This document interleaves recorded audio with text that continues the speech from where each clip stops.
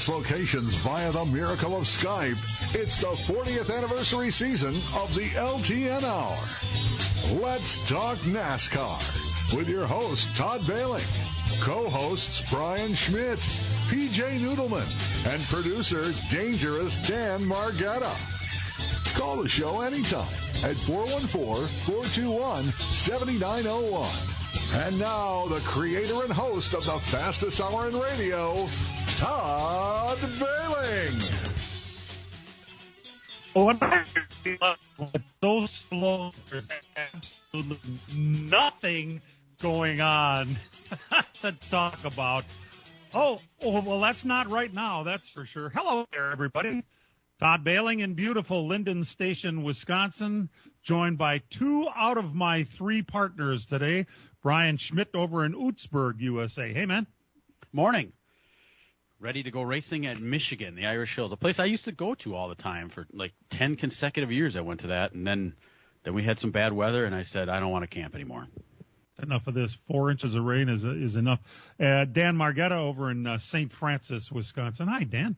Yeah, good morning. Yeah, Michigan was always the closest race to us for a long, long time. So you had to it was a 5-hour ride because you had to go around the lake to get there. But I think we all went to this race a bunch because they didn't come around anywhere closer to us. That was as close as it got, where I saw my first NASCAR race, probably my second, third, and fourth also. PJ Noodleman has the week off this week. Take care of some family business. She'll be back next week, we hope. In the meantime, of all the things going on, by now you've heard the story about Scott Bloomquist. What you heard was he died in an airplane crash. It sounds as though there's a lot more to the story. For one, we all were aware or had heard that he was battling prostate cancer. We find out some other things, though, when we delve into it a little bit. 2 months to the day since his wife filed for divorce. But, Brian, it sounds as though there might have been other financial considerations that we never really even thought about. Yeah, he was going through some really rough times. I mean, the guy is as accomplished as there ever was, and it's been 4 years since he won a race. So that I think it was 2021 he won a World of Outlaw race. So he's been struggling there. He hasn't been selling the amount of cars as he had before because he can't build the cars because after his motorcycle crash, he's had a lot of issues. Now, just about 2 months ago, or right after that wicked flip he had at Eldora, he was in his shop and he always had problems with numbness. Ever since he had that motorcycle crash, he had numbness in his leg, and that's why he had a hard time racing because he couldn't feel it. Well, there was a horsefly going to town on his leg, and he didn't realize it, and it had dug in, and he was bleeding like profusely to the point where he had to have an ambulance come and pick him up. So he had those issues going on, and he's just been losing a lot of money. And there's talk that there was going to be repossessing going on. There's talk that everything he had was going to go away. So I mean, the guy was dealing with some really difficult stuff. So there's talk that it may not have been an airplane accident. So I mean, I don't know if we'll ever really know the true story, but that's what it's sounding like happened there. He was supposedly piloting the plane, but he didn't even have a pilot's license, did he? Correct. Yeah, he did not. His dad was a pilot, and they had a lot of vintage airplanes in a hangar there on the property. They got this large farm in Mooresburg, Tennessee area there, and the barn that he crashed into was on that property. But his dad was an accomplished pilot for many years. His mom and dad were still around. To me, did the plane get off the ground or not? That we don't know. It's really hard to say. I mean, if he isn't a there's a picture floating around. Yeah, there is of the plane inside. It's not like a plane when you see a normal plane crash where you just see a pile of debris in the corner. The plane is still kind of together and everything. It just there was a fire involved.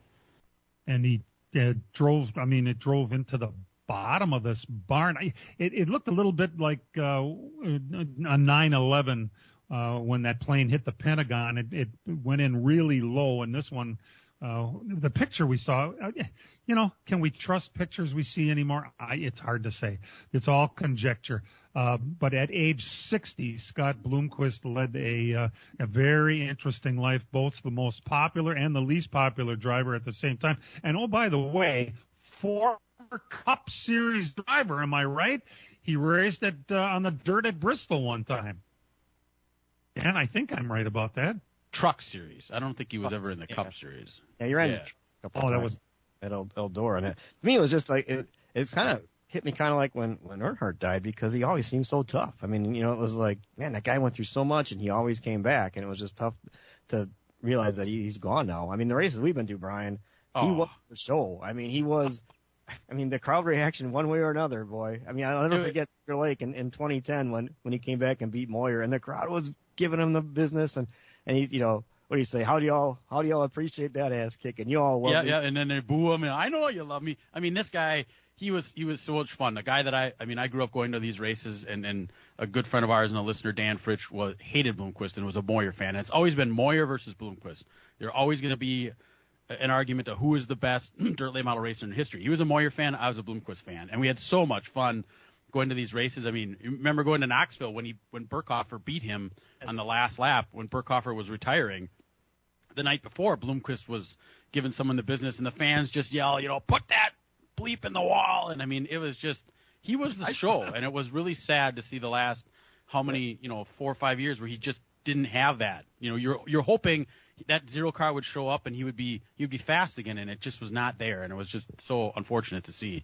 I bought my Bloomquist hoodie at Knoxville, and those people were giving him the business. I don't want to get that guy's hoodie. I said I became a fan. Yep. Many professional athletes have not prepared for life after they're done performing. If you'll recall this, the great Kareem Abdul-Jabbar went bankrupt because he had the wrong guy taking care of his money, and the guy stole it all. Well, some guys don't plan for the future the way they should, and perhaps Scott Bloomquist was in that same. I mean, that I don't know. You got to look at things though. If the finances were tight, he was actually driving for somebody else, right, guys? Yeah, and he didn't think he was over. I mean, he still thought he was going to win races, and at Eldora for the Dream, he had a pretty good car, and he was fairly fast. It was just these health issues that always seem to hamper him. I mean, when your right foot goes numb and you can't feel the pedal, that's not a good thing, and it's hard to race that way. And these cars, these dirt late models, are so much harder to drive than they were before. But there were glimpses where it looked like, well, maybe he'll be able to get it back together. But then he was a guy that always had to do things himself. He had to know every single nut and bolt on his car. I mean, before all this technology with computers and shocks were going on with dirt late models, he was ahead of all that stuff. He was always taking his shocks apart. He was taking everything apart. I mean, I listened to a little piece the other day with Bob Pierce on there, and Bob Pierce was talking about it like 2 o'clock in the morning. Scott came down and said, you got to take your fuel cell out of your car. It's not in the right spot. And Bob's like, no, we're not doing that. Now it's 3 o'clock in the morning. But he was so picky about everything. And when you can't do it the way you want to do it, which is what was happening here at the end, it made it more difficult on him when you got to rely on a car owner and all that kind of stuff. That was just not his way of doing it. And it's such an unfortunate, sad ending to an unbelievable career. I mean, he's a 7-time or an 8-time winner of the dirt late model Dream. That's $100,000 to win race. He won that thing 8 times. Nobody's even come close. I mean, Davenport's going to maybe we'll get there at some point in time, but I mean, his success level is just, it's unmatched by only Billy Moyer, and Billy Moyer's still out there. He is. I just saw him race in Arizona last year. Oh, fantastic. By all accounts, he was a different guy when he got into the race car as when he was out of the car.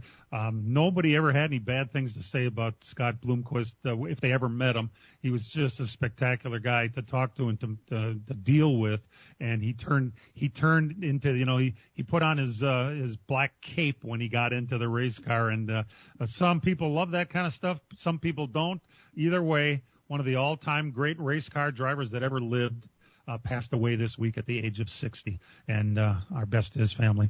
We're glad you're tuned in. We've got a couple of things to talk about. There's lots going on, and we'll return after we take a short break. We're glad you're listening to LTN here on the Big 920.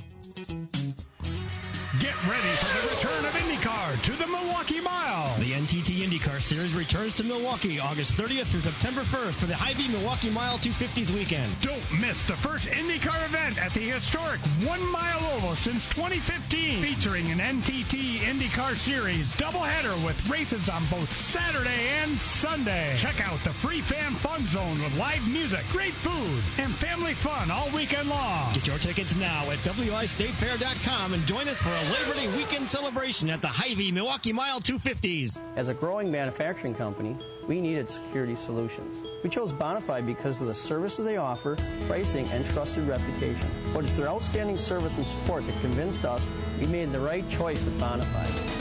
When businesses need security, they contact Bonafide Security Solutions. From locks and alarms to safes and surveillance, we do it all.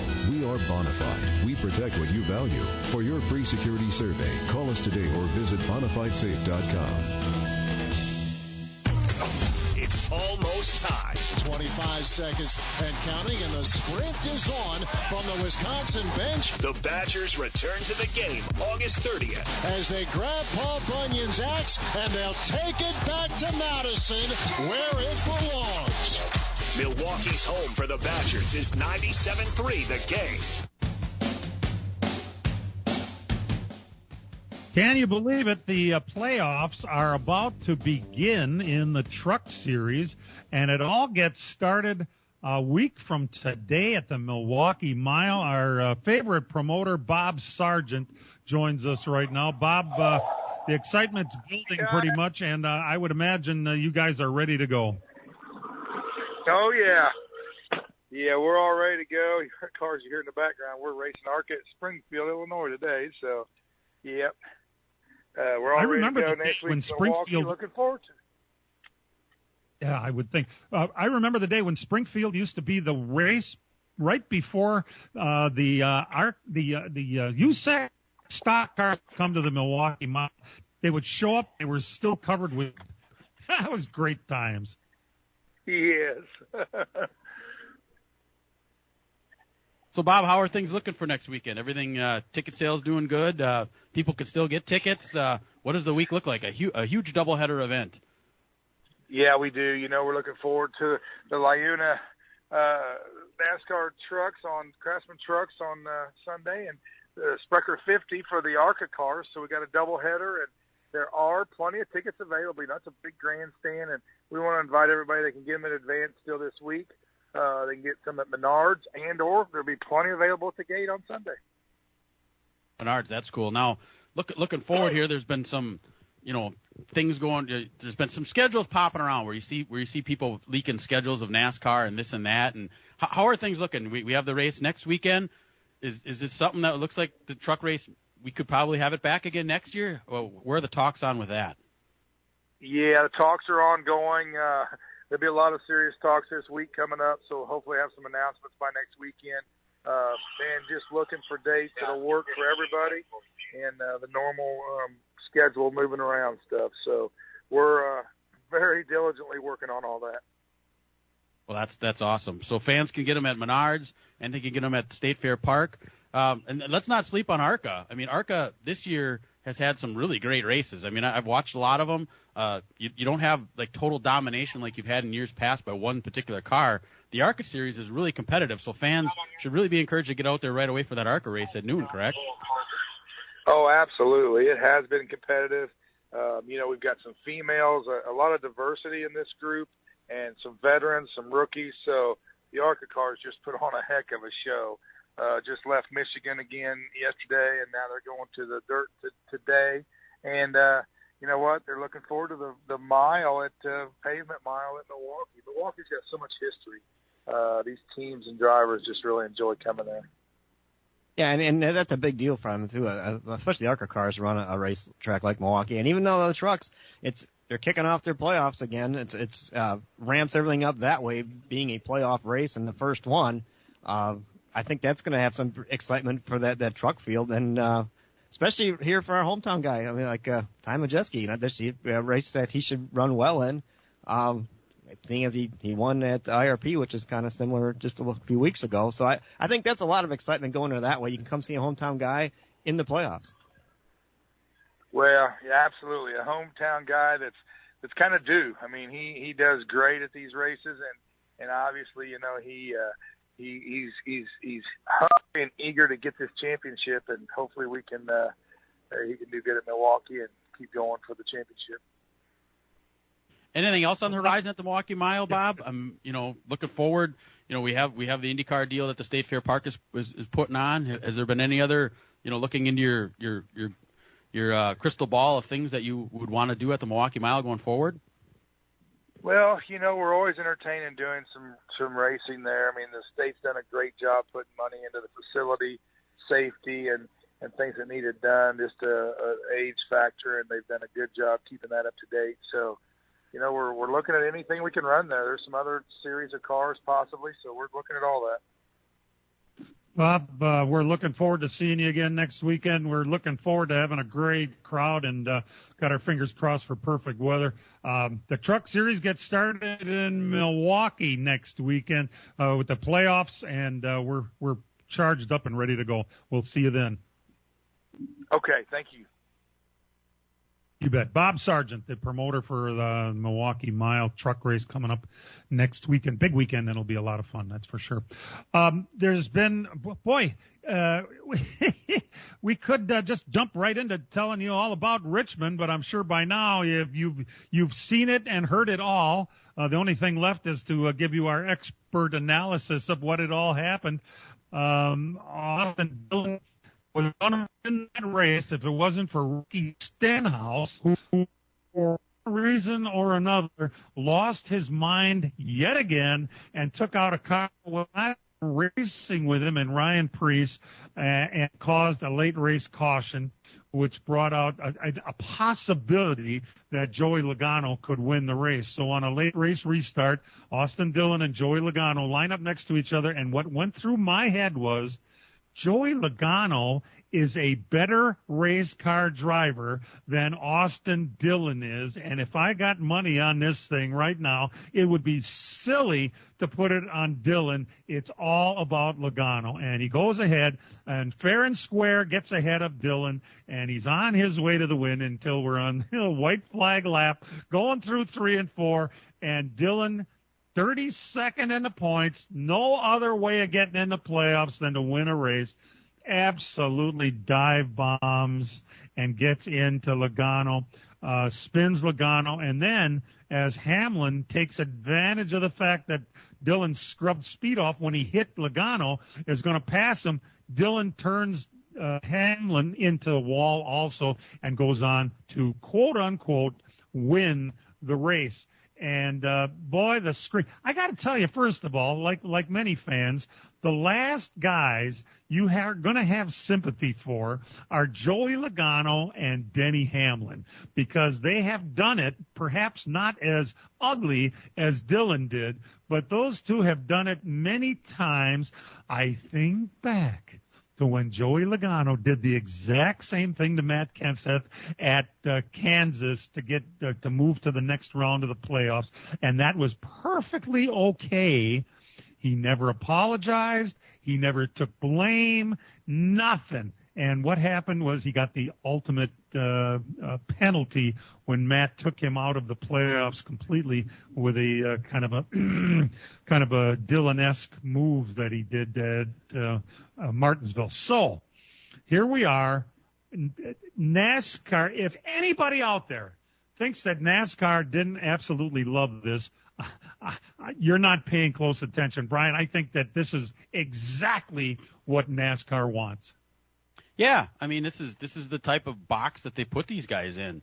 You can be 32nd in points and still have a chance at the playoffs. I mean, that's like in the NFL being, 1-14 going into the last couple weeks of the season, still have a chance at the playoffs. It's very unrealistic, but it's what they have there. So, do you blame Dillon? Absolutely not. Dillon had the best car. He was going to win that race until Stenhouse and Preece got into it there. So it was probably the best car I've ever seen Dillon have in his career in the Cup side. The races he had before were kind of excuse me wins, but this one he was good. The car was really good. It was dominant. So to have that late caution there and have that restart, he panicked. He picked the wrong line, I think, on the restart, and Logano is the best restarter there is, and so he panics at the end. And you know what? In NASCAR, you can do this stuff. We thought, but I guess not, So that's why I have a real problem with NASCAR doing what they did here, because this is the type of stuff you want to have happen, or, this is the stuff that gets you the views, and these are the rules that you put these guys in to race with, and now you're going to pull it from them. It's like, okay, I agree it's not the right type of racing. I don't want to see this type of racing going on. But it's the situation that NASCAR has put these drivers in, and it's the stuff they have allowed to have happen over the last couple of years. So now you have a guy that isn't, quote-unquote, as popular as everybody else, and now we're going to penalize this guy. We are going to continue the Dillon discussion after this break. The NASCAR playoffs begin Sunday, August 25th at the historic Milwaukee Mile. Tickets are on sale now for the Lionel 175 NASCAR Craftsman Truck Series race. Witness Wisconsin's own Ty Majeski and defending Milwaukee race winner Grant Enfinger race for it all. The Sunday, August 25th NASCAR doubleheader kicks off with the Sprecher 150 ARCA Menard Series at high noon. Tickets start at $40. Kids 12 and under are free. It's NASCAR playoffs time in Milwaukee. Visit MilwaukeeMileRacing.com to get your tickets today. Miller Sales and Service of Random Lake is where to go for a trailer, no matter what you're hauling. Tom and Jerry Miller have been selling trailers from B&B, Trophy, and Bravo for over 50 years. Quality and integrity is what put them on the map on the corner of 57 and K since 1939.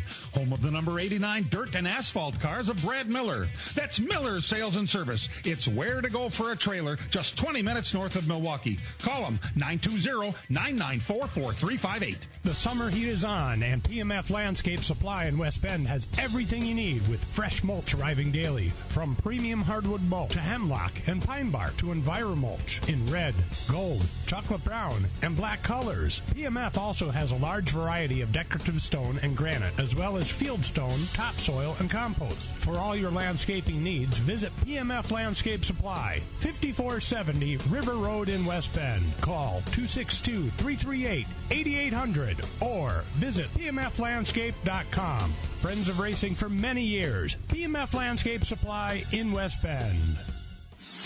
The battle for roster spots continues. And making a spinning grab on a pass thrown behind him. Powers up the middle to the end zone. Pile driving touchdown. Tell them boys, ain't no tomorrow, you know what I'm saying? Sunday, it's preseason matchup number 2 when the Packers battle the Broncos in the Mile High City. Touchdown, Green Bay Packers. Wow. We're live from Potawatomi Sportsbook with the pregame at 3 on your home for the Packers. 97.3 The Game.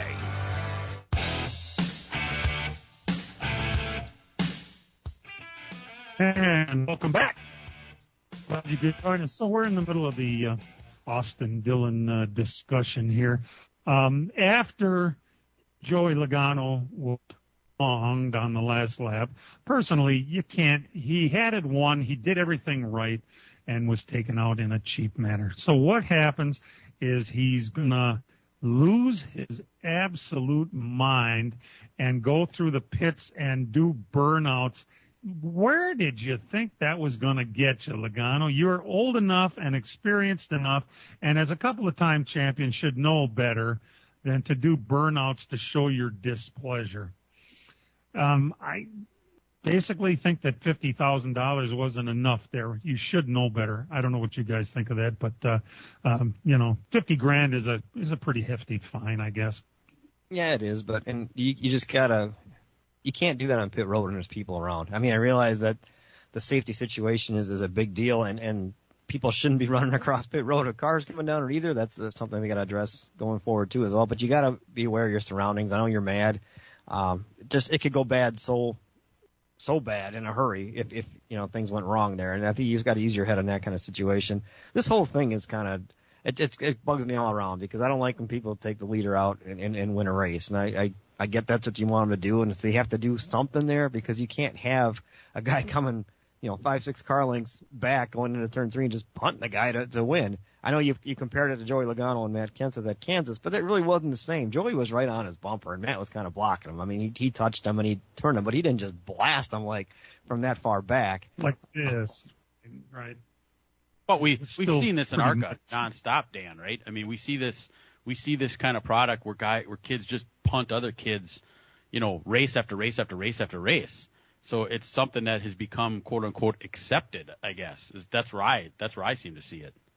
Yeah, and it shouldn't be. I mean, I realize, win at all costs is a good motto to have it, but there's got to be some lines to it. You can't jeopardize the integrity of the sport to do it. I mean, you can if you're an NFL team, you can go and injure the team star quarterback in the first play of every game, and boy, you can win. You just don't do it because there's the integrity of the sport. Baseball, you don't bean guys in the head, just to take them out of the game, and that's kind of what this almost is. It's like just messing things up so bad integrity wise that it hurts the sport as a whole and makes us look dumb overall.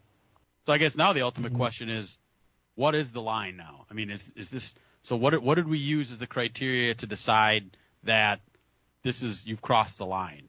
And I guess it's really hard to have things encumbered, Ryan. Right. Encumbered. Right. I mean, it's hard to have things black and white in NASCAR. We've always seen that black and white is not something they have. But so going forward now, I mean, as I said, I watched it and I was like, oh boy, yeah, that was as blatant as ever. But is a guy, going to come up behind him and give him your quote unquote shot in the shorts like we saw for years and get by a guy at the end? Hopefully we're going to still allow that, because I still think that's some pretty decent racing. Yeah, you'd see how it goes. Yeah. I mean, it all depends on how this appeal goes. He's going to appeal this decision. I mean, they're not going away. It could get reversed. Right now, the penalty was they took him out of the playoffs. The win stood, but he's not playoff eligible right now because of it. And then Joey Logano got the big fine. And they're going to appeal that eligibility thing because it's a huge deal from 32nd in points to 16th is the worst you're going to do if you make the playoffs. We'll see if he's got a shot at winning it. He may have a chance. I don't think, Dan. Do you really think there's a shot? I think there might be. I mean, because like Brian said, you put him in that situation kind of deal and said this is this kind of like a boys have at it thing. But then going forward, you're going to have to really put your foot down. What they should have done is just not giving him the checkered flag. They did it before. Ask Ricky Rudd. He did it in '91 at Sonoma. Yes. Moved Davey Allison. They just rescinded the checkered flag and threw it on the second place guy. They've taken wins away on the spot before, and they probably should have done it here. Right. Yeah, and that's I guess that's the biggest thing of the biggest crux of the whole matter is, NASCAR had been off for 2 weeks. You come back, you're in prime time, and you have that. And you created news for yourself for the whole week, and that's what you promoted your entire week off of, is the excitement of that. And Austin got the win and he knocked out two of the biggest villains of the sport and this, that, and the other thing, and then on Wednesday you say, oh yeah, we're not gonna let them in the playoffs. I think I agree with Dan. If you're gonna do this, if you're gonna make a decision on that stuff, you got to do it right away, and you got to do like they did at Sonoma back in '91 there with Rudd, and you got to make that decision right away. Don't sit around and think about it. Make your decision and go with it. And keep in mind that the whole situation was the lead story on SportsCenter. NASCAR loves that. Don't kid yourself for a second where they go, oh, this is so bad. No. The other thing that we didn't mention yet is the spotter for the 3-car, Brandon Benish. Just because he told his driver to go ahead and crash Logano, we're making this Brandon Benish into some sort of bad guy. He for one, he wasn't driving the car, right? I mean, and he got kicked out for 3 races. Yeah, because that goes back to the old itch it thing, and manipulate the race kind of deal. You don't want to do that over the radio and be that blatant. I get in the heat of the moment you do it, but when there's people listening, you gotta again understand your surroundings. You can't yell wreck them at the last lap. Unbelievable. Well, either way, it certainly has given us something to talk about this week for sure. Another newsworthy item that came out this week is that it's official. The Busch Clash, or we don't call it the Busch Clash, we call it the Clash, will be at Bowman Gray Stadium, as NASCAR floated the rumor a while back. It's official. It's going to happen on February 2nd. That seems early, doesn't it, Dan? That's right about, yeah, it is. I think it's a week or two early. It's usually the week after. It was right before Daytona. They ran it before at the Coliseum. But the biggest thing is to go to Bowman Gray, at the Clash at the Madhouse. I'm kind of looking forward to it. What are tickets going to go for on the black market for that? That's what I want to know. When tickets go on sale, that'll be the most sought-after ticket in all of NASCAR in many, many years, I think. It's a sellout when they race on Saturday nights with all the local guys. Can you imagine? I'll tell you right now, I sure hope that the regular announcer dude, whose name I don't know, is the announcer for that race. They got to keep him for that. He's a colorful dude for sure. We're glad you're tuned in. We've got lots more to talk about, believe it or not, as this season is rolling on, and we'll get to it right after these messages.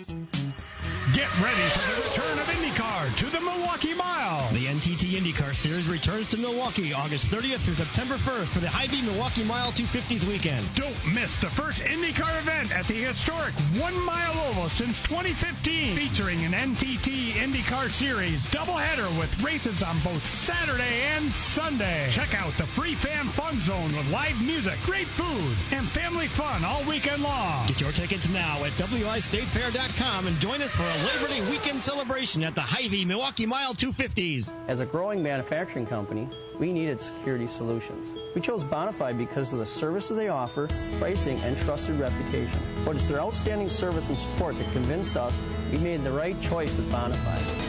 When businesses need security, they contact Bonafide Security Solutions. From locks and alarms to safes and surveillance, we do it all. We are Bonafide. We protect what you value. For your free security survey, call us today or visit BonafideSafe.com. This Friday night at the Fair Park in Plymouth, the Dirt Kings Late Model Series with a strong field of many of the best late model drivers in the state returns. In addition, Sprint Cars, Grand Nationals, and B-Mods. Championship night for the Grand Nationals and the B-Mods. Standings are closed with plenty of exciting racing on tap. Only a few nights left in the season. Don't miss any of the action. The Sheboygan County Fair starts next week, including the Sprint Cars on Saturday night. On-track action then will be at 5 o'clock. We'll see you there. Backside pressure, down he goes, inside the 30-yard line. Picked off by Wisconsin, and the Badgers win it. Join us Friday, August 30th. The Badgers kick off the season against Western Michigan. 97.3 The Game.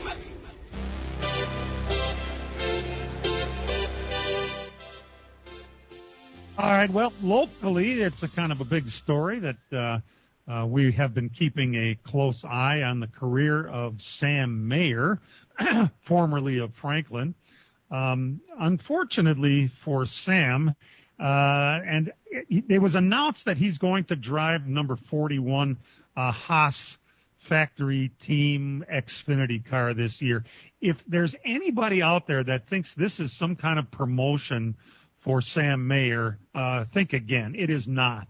It is not as good as the car he got out of. It is not as likely to win races. And I just feel bad because Sam's name has been kicked around to be moving to the Cup Series, and yet I think the advantage is Sam could probably use another year in Xfinity. The trouble is when you're in a car that isn't as good as the one you got out of, that's not really a step in the right direction. Am I wrong, guys? We'll see. We'll see how this Haas factory team ends up. I mean, they're going to have a pretty big relationship with Ford and looks like RFK with Roush Fenway Kozlowski. Maybe they can turn into something. They actually aren't bad on the Xfinity side right now. I mean, if you look at the top teams are probably your Gibbs cars, the Haas cars, and the junior cars, which is what Sam just got out of. I agree with you. I thought that maybe a step the Cup would be in the future. It isn't right now, so it's kind of like a lateral move, I think, on the Xfinity side. But then again, I look at Sam. He's won races, but he's also had a couple finishes that probably shouldn't have been as bad as they were, and just things that maybe he got himself into rookie-wise. He's not a rookie anymore, but he still make a couple of rookie mistakes that he can maybe learn from. Maybe he's got to listen to some people tell him how to do some things, just listen once in a while and put this stuff together. So I think it's an okay move. I mean, I think he'll be all right next year in this team because there's Xfinity guys moving all over the place. But like you said, I was kind of expecting maybe a move to Cup next year.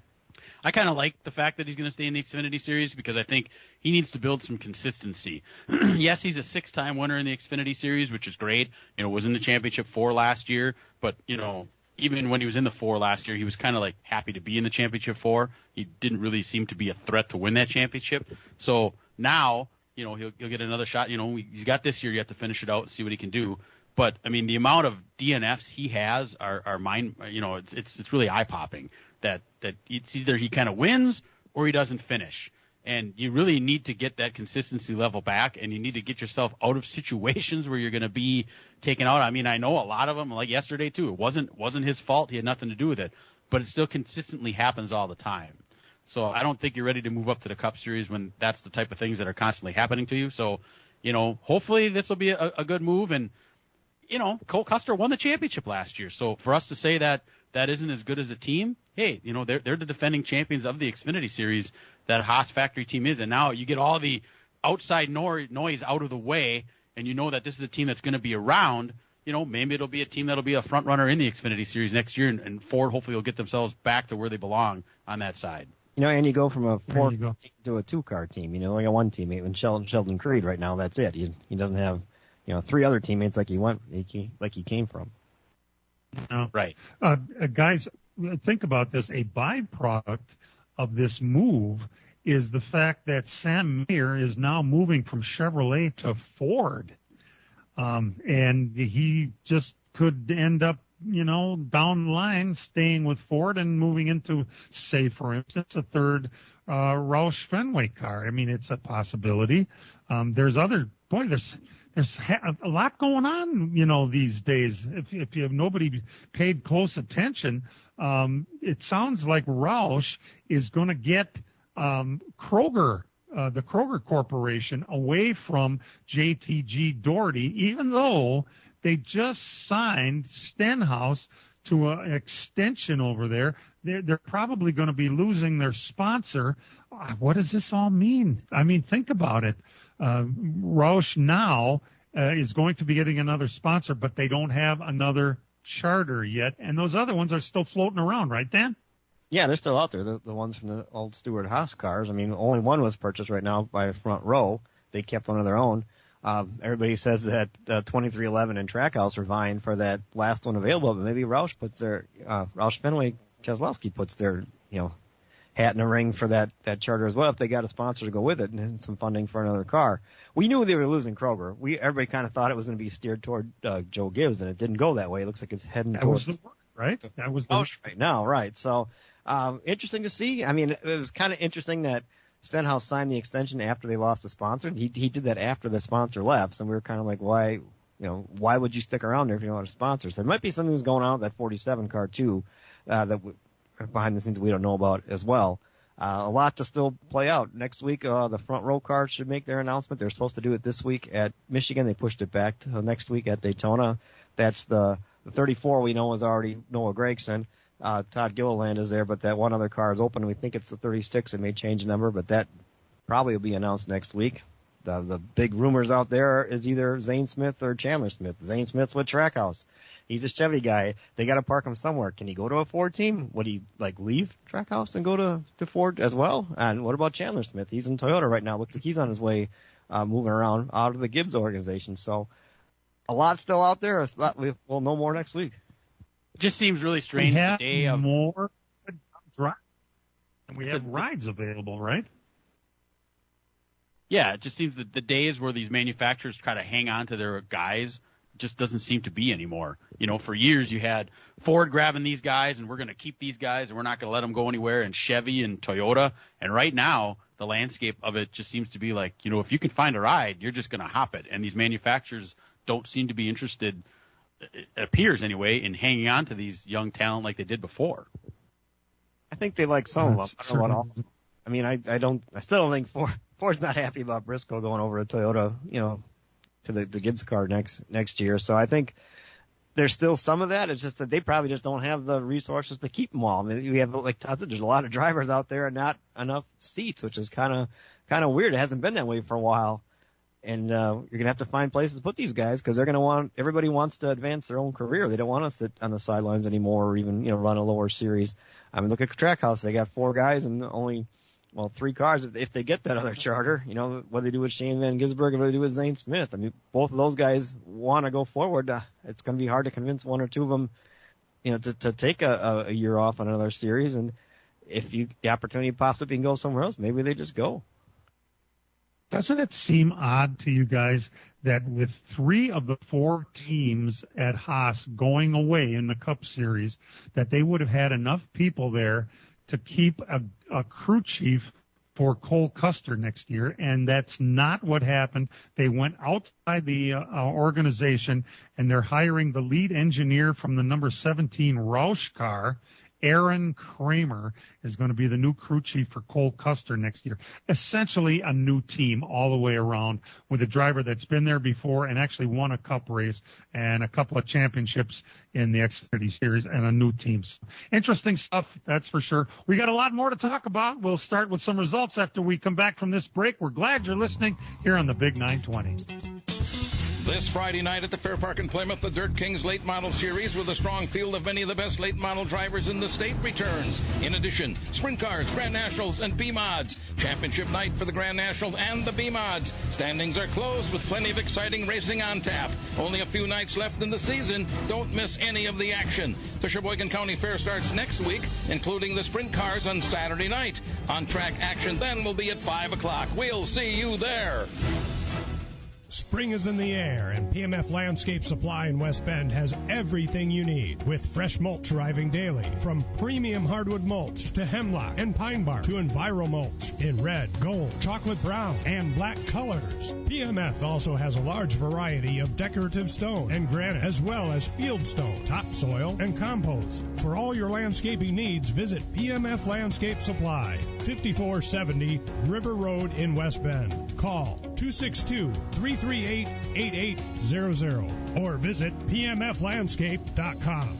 Friends of racing for many years. PMF Landscape Supply in West Bend. Miller Sales and Service of Random Lake is where to go for a trailer no matter what you're hauling. Tom and Jerry Miller have been selling trailers from B&B, Trophy, and Bravo for over 50 years.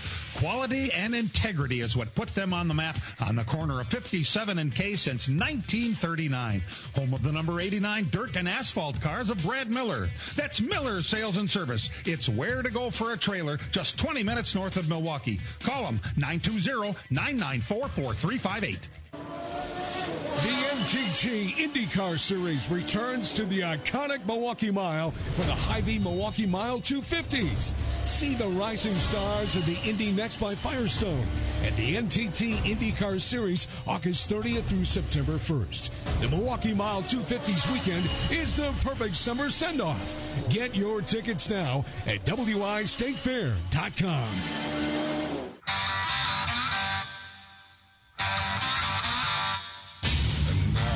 LTN Hour presents Dirt on the Dirt with Brian Schmidt. Well, after a couple weeks of really good weather across the state of Wisconsin, we battled a lot of rain this past week, so that limited a lot of the dirt track racing that we had, but we'll give you what we were able to accomplish this week. We'll start Tuesday, Francis Creek, Wisconsin. The 141 Speedway is the captain of the creek, Nate number 1. The IMCA Modifieds ran a feature. Brian Mullins was your winner. Yeah, you were. And Grand Nationals was Jeff Richards. Canandaigua, New York, the Land of Legends Speedway. The Super Dirt Car Series Big Block Modifieds were there Tuesday night. Matt Williamson was your winner. Wednesday night at Francis Creek, the captain of the creek, $10,000 to win for the IMCA Sport Mods. We usually don't talk about them, but when you're running for that kind of money, we'll give you some love. And Matt Avila of Iowa picked up the big win there, grabbing the $10,000. The IMCA stock cars were also there. Hot Rod Snellenberger grabbed the feature win there. Also Wednesday night, the fair race was at Wilmont. For the Modifieds, Joey Siegert, good friend of ours, picked up his first feature win of the year. And the 604 winged sprint cars were there. Matt Vanderveer was your winner. Fulton, New York, Wednesday night, the Super Dirt Car Series Big Block Modifieds. Alex Yankowski was your winner. And in Highland, Illinois, Wednesday, the World of Outlaw Case Construction Late Models, Brian Shirley. Somebody finally beat Bobby Pierce, and it was Brian Shirley grabbing the win in that feature event. Thursday night, the World of Outlaw Late Models were supposed to be in Spoon River, but that rained out. They did run in Tulare, California at the Thunderbolt Raceway for the High Limit Sprint Car Series, and Kyle Larson continued his domination of sprint car racing, picking up the win there. I believe that was his only race for the week, though, so everybody else will get a chance over the weekend as Kyle had to go back to his NASCAR stuff. Friday night in Menominee, the Red Cedar Speedway was able to get their race in. The Wissota Late Models, Ashley Anderson was your winner. The Modifieds was Jason Richardson. Macokota, Iowa, the World of Outlaw Case Construction Late Models, $10,000 to win. Brian Shirley did it again. He stopped Bobby Pierce, picking up the win. In the IMCA Modifieds was Ethan Broxma. Batesville, Arkansas, the Lucas Oil Late Model Dirt Series, the preliminary event for the 32nd annual Topless 100. $5,000 to win. Ricky Thornton Jr. was your winner. Jackson, Minnesota, for the World of Outlaw NOS Energy Drink Sprint Car Series, Carson Macedo was your winner. Bill Baylog got 7th.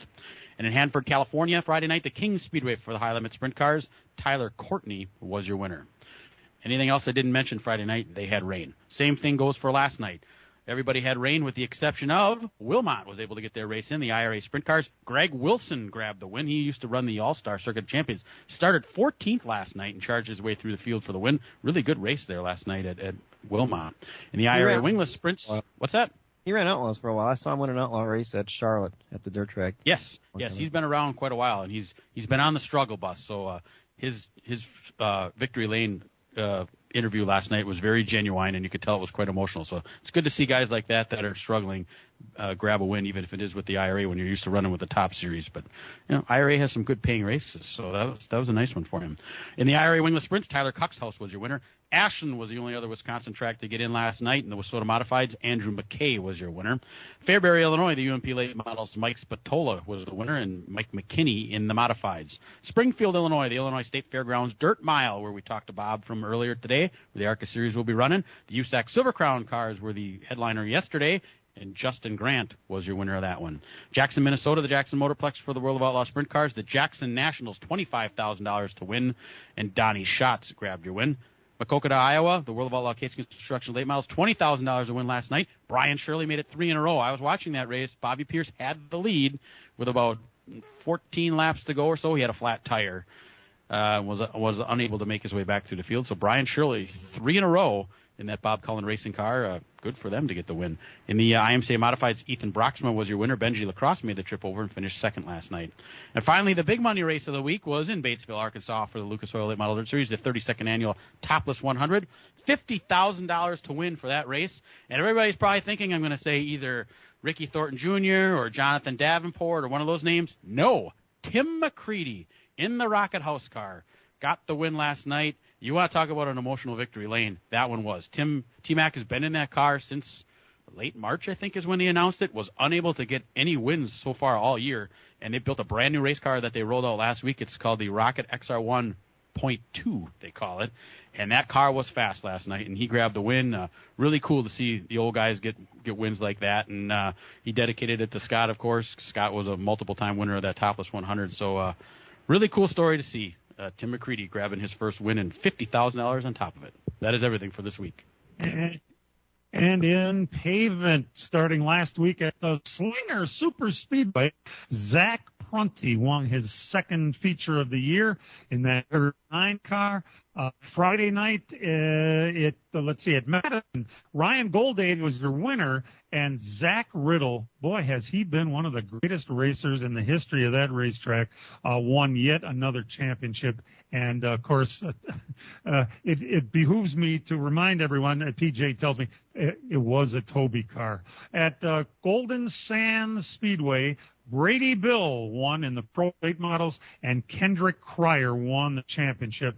It's early, really, I think, yet with Labor Day a couple of weeks away, isn't it? But we're naming champions already. Last night, the ASA Midwest Tour raced at Hawkeye Down, Iowa. Gabe Summers was your winner. Boy, he's having a hell of a year, isn't he? Right here at Dills Raceway Park, a first-time winner and a whale of a race, too. Young Weston Marthal, he's a 17-year-old driver out of Glenwood, Minnesota. Won his first ever race driving for Kelly Buzz. Congratulations to that whole group. They've been at it for a while, and he got his first win. At Jefferson Speedway in the late model, it was Shane Radke Jr. winning that one. And tonight, of course, at Slinger Speedway, there's no racing. We had that Slam Fest last night, taking the week off as we prepare for the final 2 weeks of the super late model season next Sunday and the week after. Back-to-back super late model events, which will determine the track championship. By the way, Carson Quapple won the Cars Pro late model race at Ace Speedway in North Carolina. Brent Cruz won the cars late model stock car feature there. The Xfinity Series, of course, ran at Michigan. Justin Allgaier won in that one. And the ARCA Series also raced at Michigan. And Connor Zilich. There is no mistaking the fact that this kid has got a lot of talent. He's already been named to drive for Junior Motorsports next year, basically taking Sam Mayer's place, this young driver with just a hell of an upside to him. And that's what we have in the paved track result. Got some other things to talk about, which we will do when we come back. We're glad you're tuned in, at least here on the internet, right after these. The NASCAR playoffs begin Sunday, August 25th at the historic Milwaukee Mile. Tickets are on sale now for the Lionel 175 NASCAR Craftsman Truck Series race. Witness Wisconsin's own Ty Majeski and defending Milwaukee race winner Grant Enfinger race for it all. The Sunday, August 25th NASCAR doubleheader kicks off with the Sprecher 150 ARCA Menard Series at high noon. Tickets start at $40. Kids 12 and under are free. It's NASCAR playoffs time in Milwaukee. Visit MilwaukeeMileRacing.com to get your tickets today. The summer heat is on, and PMF Landscape Supply in West Bend has everything you need with fresh mulch arriving daily. From premium hardwood mulch to hemlock and pine bark to EnviroMulch in red, gold, chocolate brown, and black colors. PMF also has a large variety of decorative stone and granite, as well as field stone, topsoil, and compost. For all your landscaping needs, visit PMF Landscape Supply, 5470 River Road in West Bend. Call 262-338-8800 or visit pmflandscape.com. Friends of racing for many years. PMF Landscape Supply in West Bend. Miller Sales and Service of Random Lake is where to go for a trailer, no matter what you're hauling. Tom and Jerry Miller have been selling trailers from B&B, Trophy, and Bravo for over 50 years. Quality and integrity is what put them on the map on the corner of 57 and K since 1939. Home of the number 89 dirt and asphalt cars of Brad Miller. That's Miller Sales and Service. It's where to go for a trailer, just 20 minutes north of Milwaukee. Call them 920-994-4358. Week 2 of the preseason has the Packers in Denver for a mile-high matchup Sunday with the Broncos. Touchdown, Green Bay Packers. Wow. Pre-game at 3 on your home for the Packers. 97.3 The Game.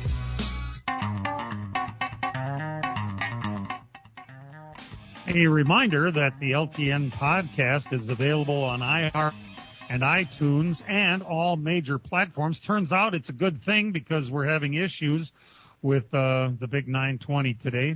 Come to find out, we haven't been on. So if you're listening on the internet, this has been the only live broadcast of the program. Don't forget to tune in to Racing Nuggets, PJ's outstanding video that is seen on her own YouTube channel, and it's outstanding. If you haven't seen it yet, you really need to. We've got some items yet. Dick Dustin passed away, the Wisconsin Short Track Hall of Famer. I remember going, the one year I went to Hales Corners every single week when I was trying to impress my then girlfriend, Marge, that I really did like all this dirt track stuff. And it turned out it was a pretty fun year. Dick Dustin drove a modified. It was a yellow number 4 Corvair body, and it was really cool. And that's how I got the like, and I met Dick Dustin years later, and he passed away this week. Rest in peace to him. Natalie Decker and her husband, Derek Lemke, are expecting a baby. Congratulations to the Lemkes. I don't know how this will affect Natalie's driving career now that she's going to be a mom, but that's something they'll have to figure out in time. And Derek Lemke continues to race. Kurt Busch, boy, you know, he's his own worst enemy sometime.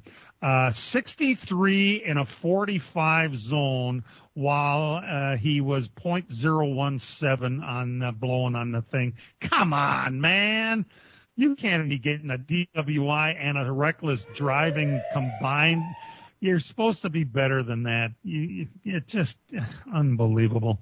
So he's got to deal with that. That's in North Carolina where he lives. Yeah, I have another one, Kurt, but just don't get behind the wheel. One thing we didn't mention when we were talking before about the silly season, AJ Allmendinger. Dan, can you explain to me why this is going back and forth? He's going to be full-time back in his old 16 car.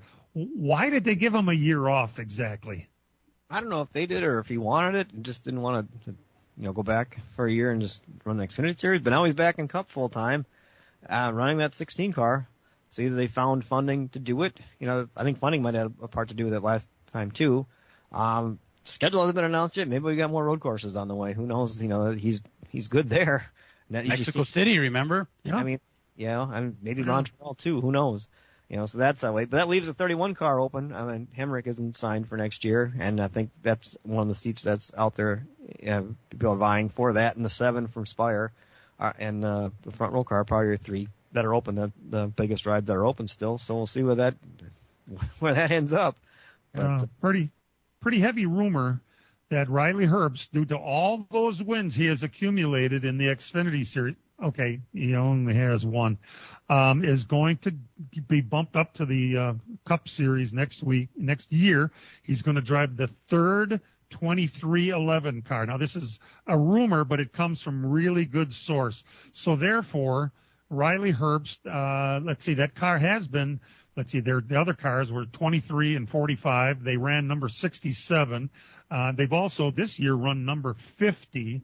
Either way, Herbst brings money. His family owns a string of gas stations in and around Las Vegas. Does a string of gas stations make enough money to put you in a full-time Cup ride? He does have and has had a Monster Energy in his pocket. Does anything sound wrong or right about this to you guys? I don't know. I just can't see how Monster Energy would hook their wagon to Riley Herbst over Ty Gibbs.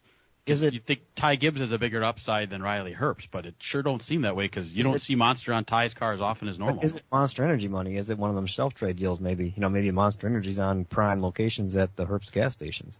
That could be. They must sell a lot of Monster Energy at a string of gas stations to put this guy who really is far behind Sam Mayer in ability and resume to put him up into a Cup car. Sorry, it's just the way it is. Sam didn't make the jump to Cup, but Riley Herbst is going to. Really? Something just doesn't add up to me unless he's hooked up with another sponsor somewhere and they're able to come up and pay for a full-time Cup deal. It doesn't sound right to me. Since we've been on, it's the appeal for Austin Dillon will be heard on Wednesday. Yeah. And, okay, so out of 100, what do you guys think are the chance that appeal will be overturned? I think 1 chance out of 100. Dan, what do you think?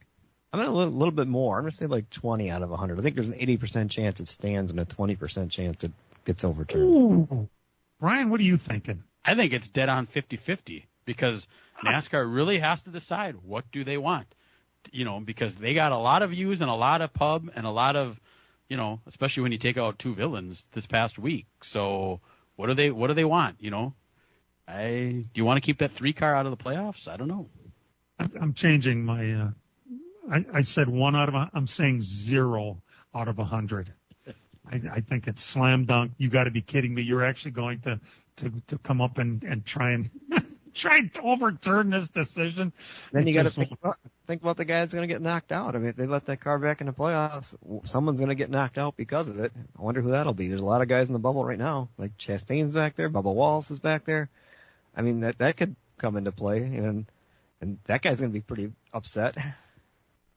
All right, I'm taking the 24 car to win this week at Michigan. I think he's a good kind of a fallback on kind of a guy. Dan, who are you thinking? All right, if you're going to take the 24, I'm going to go with the 5. I'll keep it in the Hendrick stable. Brian, that leaves you with a lot of non-Hendrick or another Hendrick. I'm going out on a limb. I think Bubba Wallace might get the win here today, and then he'll put himself in, and then they can put the 3 car in the playoffs. How about that? PJ is not here, but I'm going to write in number 17 for her because, for one, she probably would have picked him anyway, and for 2, he's pretty good at this track. Hey, and he won there last. And he has one here before. Imagine that. Here's something to remember. Real race cars have doors, even if they do climb in through the windows. Let's Talk NASCAR is produced and directed by Dangerous Dan Margetta. Our in-house engineer is Matt Losi. For all of us involved with the program, we consider it an honor that you tune in on the internet or the radio or wherever you can find us. We'll see you next week, everybody. This program has come to you live from multiple locations via Skype. Any and all comments expressed on this show do not necessarily express the opinions of this station, its employees, or advertisers. Your comments are always welcome at mail@ltnradionetwork.com. Find us at facebook.com/LTN Radio Network. And thank you for your support since 1985. Tune in again next Sunday morning at 10 a.m. Central Time for the LTN Hour on the LTN Radio Network.